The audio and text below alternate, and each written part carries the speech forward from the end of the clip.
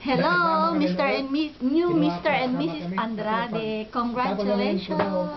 Best wishes. Bay, ulit na ta.